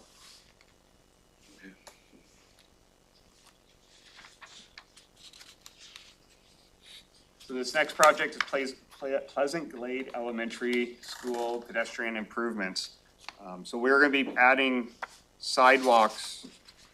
We're adding sidewalks between Pleasant Glade and Abernathy, or it's on Abernathy. We're putting sidewalks between Pleasant Glade Elementary School and 15th Avenue. It's currently a well-traveled route for children to get to their school, and there's some sidewalks on 15th. So we're putting sidewalks, we're gonna enhance some of the crossings that go into some of the neighborhoods along this section. It's planned for construction. It's expected to go out to bid later this year, with most of the construction taking place over the winter. An estimated total cost is 1.6 million, and it's got a Safe Route to Schools grant for 1.4 million. And the rest is coming from the county road fund. This project, Cooper Road Southwest at Mokshahalas Creek Culvert Replacement. So this, That looks fine. yeah, those, no problems there. They float like that all the time. So this, in 2012, January 2012, when we had our large storm event, these two 48-inch culverts were washed out, and basically floating on top. And as part of that, we identified this, working with FEMA to get funding. So FEMA's looking at funding this at, I think, 90%. We will be removing currently we put one bridge that's on loan from Mason County is currently serving this. So we removed the 48-inch culverts, we removed the roadway, have a bridge that's on loan from Mason County, which will be removed next year when we start the construction of the permanent improvement. We have the new 40-foot bridge is currently in our yard waiting to get placed. Total project cost is $660,000. And like I said, we're working with FEMA on reimbursement for this. Commissioner Edwards would want to know if you've considered using a rail car. We did. Okay. why is that so inexpensive compared to? It's not like very, a lot of stuff you're doing. it's not very deep, this structure here. I mean, it's a pretty shallow crossing. We're able to close the road to put it in, so we don't have to do a bypass, so going around and building a whole separate bridge or culverts to bypass it while it's being built. We've been working with the ORV park to get it built. This is like at the Grays Harbor border. Yep, it's right at the bridge. So ORV parks run by Grays Harbor. So we've been working with them. They currently have the ORV park closed. So it's kind of worked out. Interesting. We just had a briefing on that yesterday. But yeah, Marcus has been in communication with them throughout, and working with Mason County, they gave us a bridge for free to set there, so we can still keep people going into Capitol Forest. Okay, cool. Yeah. So this next project is Yelm Highway Spurgeon Creek intersection improvement project. This will be another single lane roundabout. We're currently working in the design phase of it. It's one of our higher rated crash rates for this intersection within Thurston County. We're currently working on applying for a Transportation Improvement Board grant for this, and expect to hear back on that later this fall. The estimated total project cost is $3.5 million and will be a combination of the Transportation Improvement Board grant, county road fund, and transportation impact fees. Is there a schedule for this, or is it still preliminary? We're looking probably in 2027 construction, so. It'll be dependent on Big. the funding plan, the grants that we receive. So if we're successful with Yeah. TIB. If we're not successful, we'll reapply the following year. But it's one of our higher prioritized intersections right now.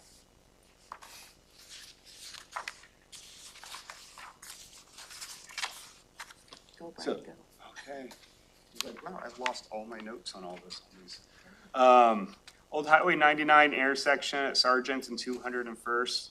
This project's currently in our design. We're acquiring right-of-way. It's a single-lane roundabout being installed. I'm all right, I have some stuff. We're putting a single-lane roundabout at the intersection at 201st and Sargent, or 201st and Old Highway 99, and an access control at Sargent and Old Highway 99. This project kind of ties in with the roundabout we just recently completed at US 12 and Sargent. So now that we're seeing increased traffic using Sargent Road, this is the next piece to get this built to help handle that traffic that's coming down Sargent Road. Construction on this is expected to be in 2026, and its estimated cost is $3.9 million. We have $1.7 million from the surface transportation block grant, and the remaining's coming from a combination of county road fund and transportation impact fees.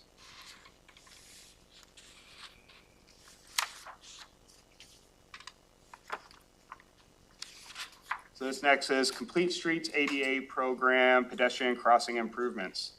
So this project is kind of a two parts. This is paying for the 3 crossings on Yelm Highway that we did as part of our Yelm Highway pavement preservation. The second part, which we're planning to go construction this fall, is improving the ADA crossings at Martin Way, Ranger, Hensley. So it's $100,000. It came from Transportation Improvement Board to pay for upgrading those crossings, putting in new buttons and detectable warning surfaces at that intersection.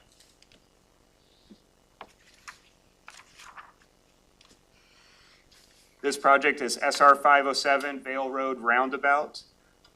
This project is one I think many of you have heard about. We received funding from Washington State Department of Transportation to help them build this intersection, while Pierce County and City of Yelm received funding for 2 other intersections to work on. We're looking at, right now we're in the process of doing alternative analysis to determine what's the appropriate, improvement to make there. We're most likely it'll be some type of single lane roundabout, some type of configuration. We're working with the consultant right now at that location. Total cost is $7 million, expected to get to construction in 2026. There is some right-of-way acquisition. It's a lot of coordination with the DOT, Washington State Department of Transportation on this, since it's on State Route 507. It's a big project. And they're fully funding the whole thing, all $7 million. This next one is 2024 County Road Safety Improvement Project. We're doing countywide improvements, so this includes, we're doing signing improvements along, I think there's about 150 locations where we're going to be removing the old signs and upgrading them with new retro reflective signs. We're also going to be doing some rumble strips. For Edwards, not a lot of rumble strips, very small amounts. We'll be doing a guardrail, so we've identified locations that need, that would be improved by having guardrail there. It's part of our roadway safety, looking at where run off the roadway accidents typically happen, and be more proactive in putting guardrail in these locations. We'll also be doing some lighting enhancements at various intersections throughout the county. The estimated cost is $2.9 million. It will be going construction later this fall. And it's funded by a HSIP, so Highway Safety Improvement Board grant. It's paying for 90% of this project. The remaining is coming from the county road fund. I think 100. Is this one 100? 100%. Sorry. So these are all identified locations? Yep. Okay. This Yes. isn't just a programmatic, like, oh, we'll put some guardrails in when we decide. No, we identified, when we applied for the grant, we identified like what roads needed, the signs enhanced. So we went through our sign inventory on where the old signs are that don't meet current retro reflectivity. So they all are in curves. A lot of this grant deals with improvements at curves. So guardrail at the curves, guardrail at curves, signing at the curves, rumble strips around curves, that type of thing to help minimize those run off the road accidents and make it a more visible roadway to the traveling public. So a lot of it's like Rainier Road. There's some work doing on Rainier Road. Little Rock Road has some more stuff being done there. So some of the more traveled roads were higher prioritized and identified as part of this. This project is, this countywide electrical services project is another highway safety improvement program project. It's also 100% funded from the HSIP program. This one is installing street lights and some additional curve signs. The street lights are going at various intersections throughout the county that would improve by either they don't have current lights or they have one light right at the intersection. So we're now adding additional lights to help. Some of these intersections will have left turns that need improved lighting so people can see these left turn movements. There's 12 intersections throughout the county that we'll be doing. It's also planned to go out to construction later this year. There's Old Highway 99, Rainier Road, Little Rock Road, Evergreen Parkway, and Yelm Highway are some of the roads that are getting these improvements on.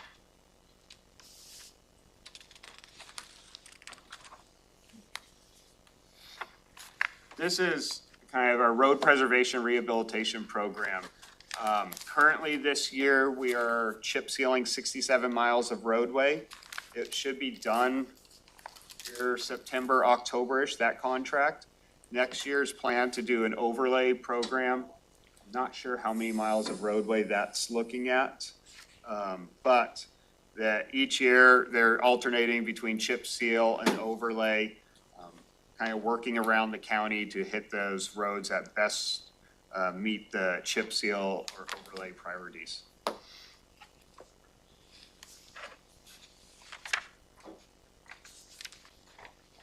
So these two are kind of our programmatic ones, kind of what we mentioned earlier is they help us, like the American Disability Act, if something comes up, we're able to go and work on that. That ADA ramp, pedestrian ramp to improve it. It helps us get just onto the CIP. So this is a $50,000 annual program to work on ADA improvements throughout the county.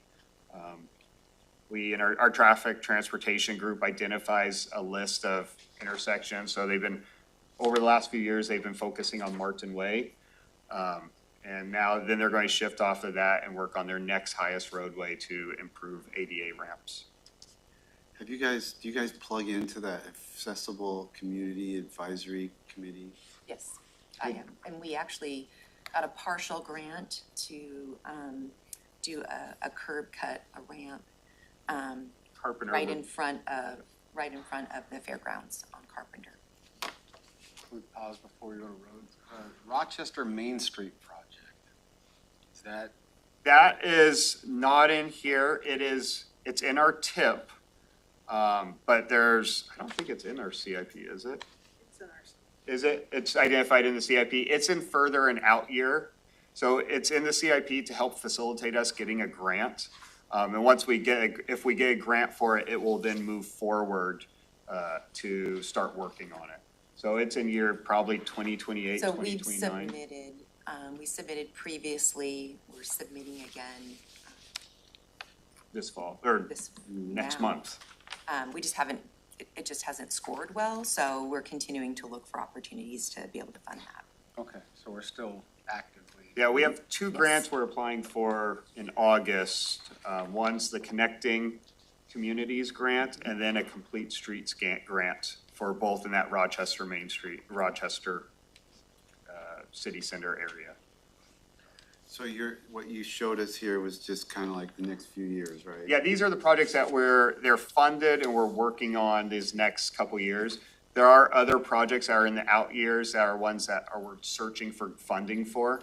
And that would include the big project study we did at Harrison by Mud Bay. Evergreen Parkway. Yeah, that one's, kind of in the out year, that too.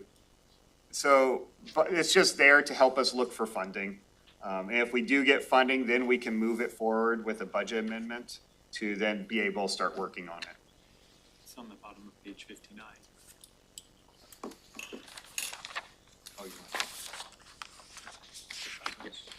So Marcus is going to go over kind of the Fish Passage program. He's been leading that team with Fish Passage.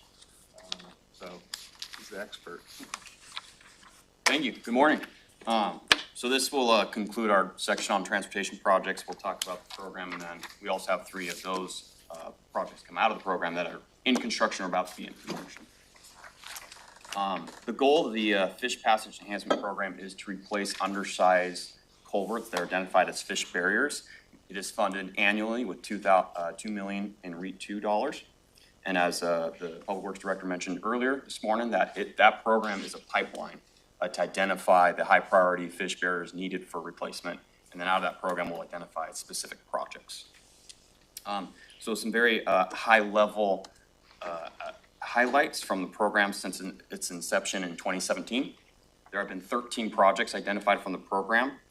24 culverts have been replaced, which means that 17 miles of habitat have been opened. We've also been successful in obtaining $9.5 million in grants to date. And so when you factor all that in, it comes out that about just under $1 million per mile for the cost of this program. Question for you, if I could interrupt. I know you have a strong and communicative communicator in your department. Is that something your department has put out on behalf of the county? What you just mentioned? It's super impressive, and I think it's something that we should get out and even maybe get some comments on the commissioner's support in that, because I know it's something that is a priority here. Yes, we have in the past, and we've had programs that have done that, and so, and the county communications team has put stuff out as well, so we can certainly have that be more programmatic. We had done quite a bit of it, and so maybe coming back and touching base on that some more would probably be a good idea. No, thank you. And we have talked with our communications team. We do have a web page that's a little outdated, to be frank, so we are in the process of updating that as well for the program. Yeah, a lot of great stuff there. Thank you. And along those lines, we do have a board briefing scheduled for August 12th about the program, so we'll be able to provide much more detailed information on where it's been and where it's going. So for now, the next 3 slides will again go over some specific projects that are in construction or about to reach construction. The one that's about to reach construction, this is Shawn Drive at Dempsey Creek Tributary. This project will replace a 3-foot diameter metal culvert that is currently 33% passable to fish with a 33-foot long prefabricated steel bridge. In fact, the board just recently approved the call for steel bids for that bridge last week, and delivery of that bridge is expected sometime early 2025. Construction is planned for next summer, 2025. The estimated cost is $1.9 million. We currently have a $50,000 grant through the Salmon Recovery Funding Board, and we have applied for an additional $926,000 from the Ecology and the Stream Flow grant. Any remaining funds will be covered by REAP 2 allocated for the program, and this project would open up 0.7 miles of habitat. The second project that is just about to enter into construction is the Thompson Creek Road Southeast of Thompson Creek project. This will replace a 10-foot diameter metal corrugated elliptical culvert, which is currently 67% passable, with a 70-foot long prefabricated steel bridge, and that is also along with the Cooper Road Bridge currently sitting in our yard at Public Works. Staff plans to come in front of the board on August 6th to request an award to a contract to Masana Construction, and we're expecting the completion date to be fall of 2025. The estimated project cost is $2.3 million. There is an $80,000 grant, again, from the Salmon Recovery Funding Board, and an additional $500,000 in Brian Abbott Fish Barrier Removal Board funds. The remaining $1.7 million is coming from REIT 2 allocated for the program. And this project would actually, in fact, open over 10 miles of habitat. So this is by far one of the best projects as far as miles go. The last project that we did want to discuss today is, of course, the Green Cove Creek Fish Barrier Removal Phase 1 project that is in construction. It started Monday. I was, in fact, out there this morning. Nice. This is a replacement of a 3-foot diameter culvert, which is 0% passable, with a 150-foot long post-tension concrete bridge. The board awarded the contract to Quigg Brothers on July 16th, and as I said, it has in fact already been in the construction. There is a 15-month long road closure associated with this, and we estimate completion to be September 2025. This project would open up about a third of a mile for habitat gain. Estimated cost is $9.5 million, and there's in fact 8 different funding sources. About $6 million are all grant funded, some state, mostly federal. There's a $200,000 loan associated with this project, and $2.9 million is a combination of county funds, whether it's REIT, county road fund, or stormwater fees. And then there's an additional $400,000 in Thurston PUD costs, because our contractor is replacing the water main on site, so any costs associated with that will be reimbursed by Thurston PUD. Can I ask real quick, this is, you may not know the answer to this, but I'm just curious. So like the next phase is beyond, and I think it's at Kaiser. Correct, Kaiser and 36th Avenue. And so if you drive by down Kaiser, right where Green Cove Creek crosses, there's a sign up now, City of Olympia, like unimproved park and like rules for access and stuff. But that's in the county. So I was just wondering, is that like a city-owned parcel? We'll have to look into Yeah, it. that's a We're good not question. familiar with it, but we can look into it. I was just trying to figure out the interplay there, like what, because I think it's county, but the city's like providing invitation to access this unimproved property, and it goes right up Green Cove Creek. Okay. I'm We'll look into just it. curious. Okay, thank you. Yeah, so, Thank you. yeah, this is our last project. So you guys have any questions about transportation projects? Got our spreadsheets with all the, yeah. That's exciting. Thank you. We have 15 minutes should we jump into capital facilities, or is this a breaking point, or? Seeing that we're finishing up with Public Works and moving into capital facilities, is this a good point for ideas? Absolutely. Yeah, sure. Okay, cool. And Thank then you, we Brian. can, Thank you. we're gonna, I guess I'm not sure what's left in the presentation. What's the estimated amount of time probably, aside from? We're on slide It's big. 66 of like 300.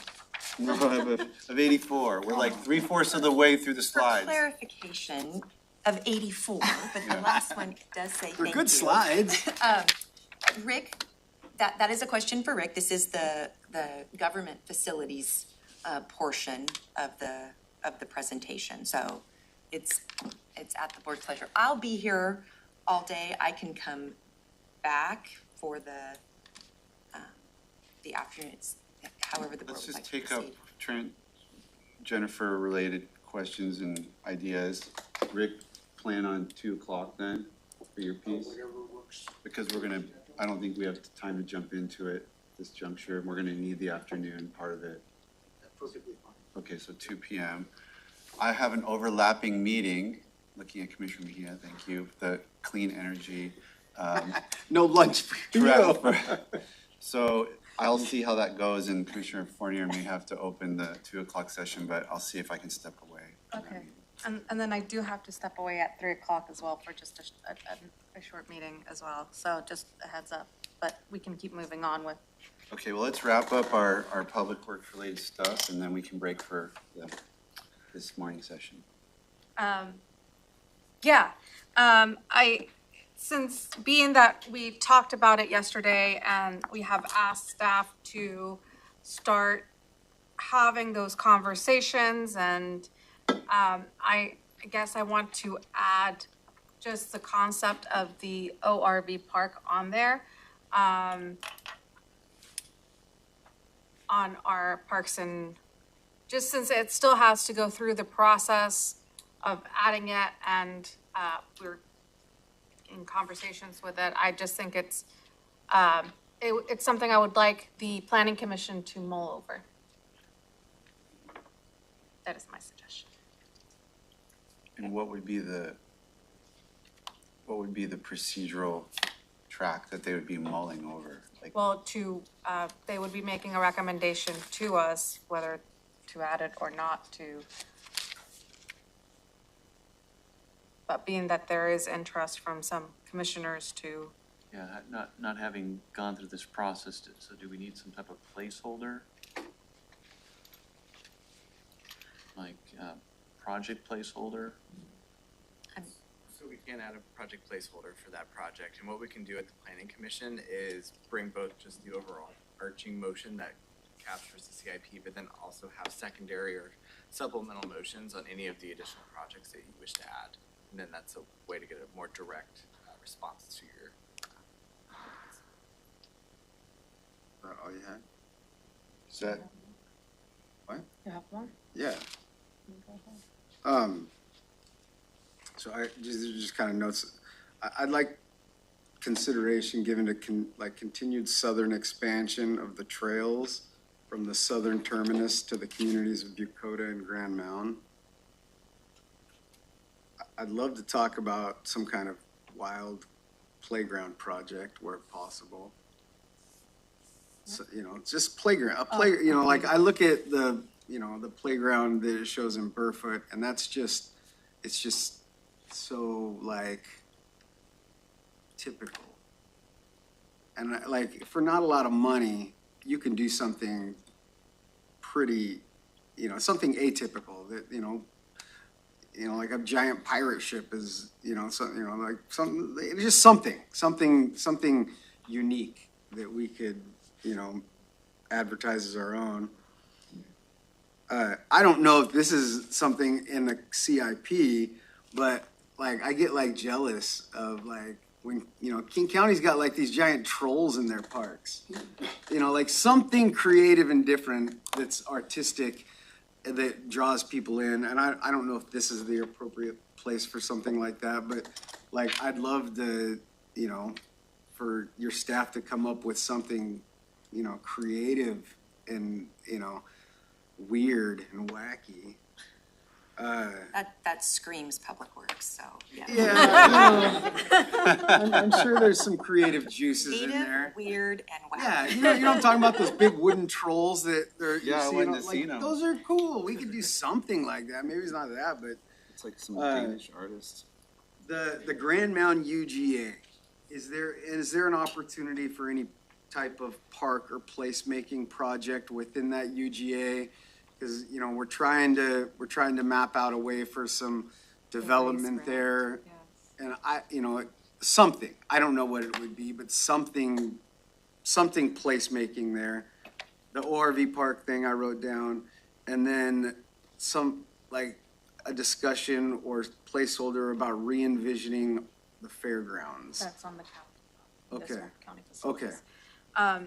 Can I add on the Grand Mound, UGA, as we're considering these different forms of like, community plans and possibly going for some funds, federal funds, does that need to be included into this, or is it already covered under a different umbrella?